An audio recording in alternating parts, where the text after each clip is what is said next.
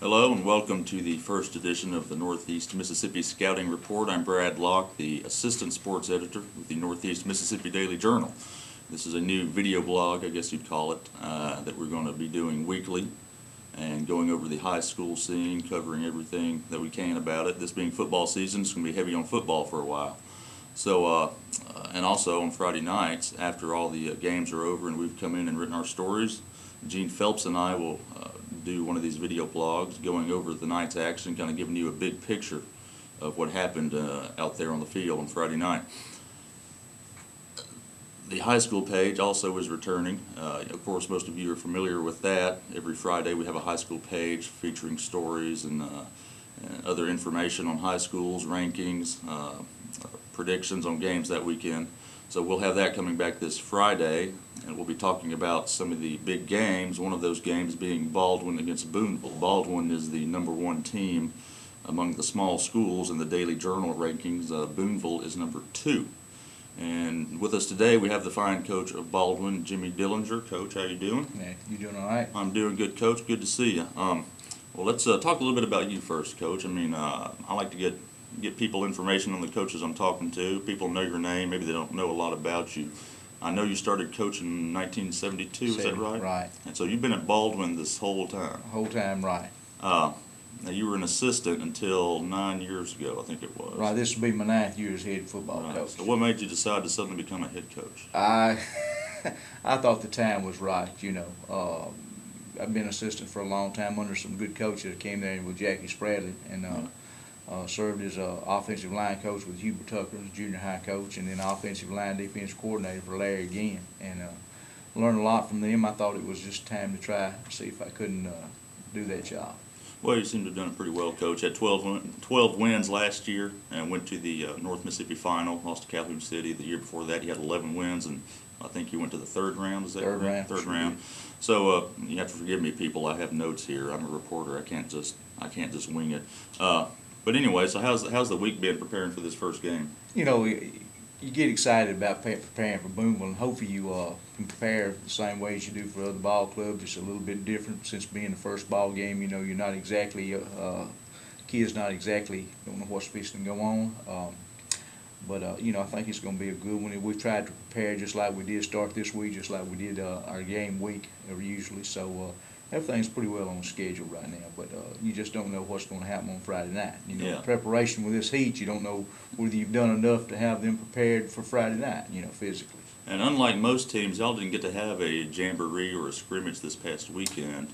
Right. Am I We correct? elected and neither did, not to. And neither did Boonville. It's kind of Right. unusual. I mean, how do you think that'll affect either team at all? You know, we never have gone into a line that we like to. If once we get our kids healthy, we feel like that we want to stay healthy. You know, when we get into the regular season, and sometimes it's a plus and sometimes it's not. So a lot of times it's allowed us to scout the team that we play first. But this time, like you said, Boonville didn't play Right. one, so neither one of us have got an idea of what the other one is fixing to do. You know.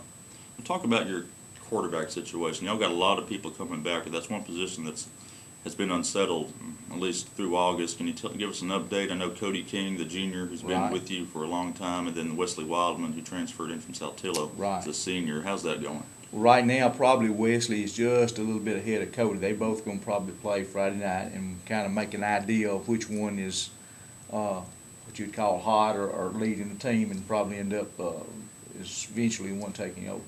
I know a lot of people would look at that and be like, man, that could really hurt a team, but you've got so many weapons on offense. I mean, you got Jamel Ties, Dominique Davenport, Zadrian Shelley. You got a solid offensive line. I mean, you're not really worried that much. Well, you know, that's what we were talking about as far as our coaching staff is with his quarterbacks. Neither one of them have had Wesley coming in quarterback at Saltillo, but he's never had any experience with our offense, and trying to put the situation where it was not in their hands to make the decision as far as winning or losing. You know, we lost a good one in Caleb Turner, he made things happen on the field, you know, and we think we got some weapons that they can rely on without just them making the total decision. So.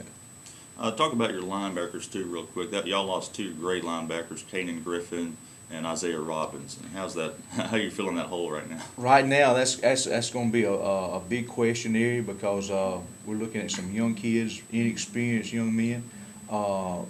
Justin Watson is a senior there. He will probably start behind Jemiah Hodges, but Jemiah is an offensive guard too. So this first couple of ball games, you've got to have someone to spell those people, and hopefully, we can do that. Justin has played some before. The other one is Devin Lindsay. He's been moved actually from a defensive end, strong safety, to a linebacker, and this will be his first challenge. So we got a question right there also. Talk about some matchups and how that may affect it, because they've got a very good running game at Boonville.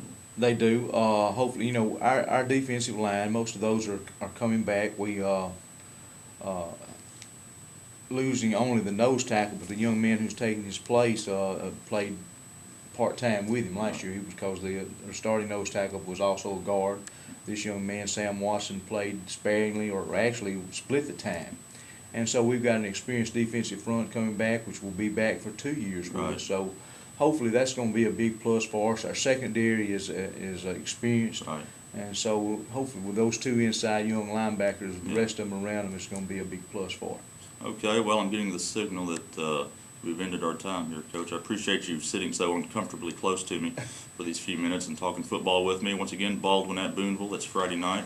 You can get full coverage of that game and many other games in the Northeast Mississippi Daily Journal, and join us again late Friday night for Northeast Mississippi Rewind. So long.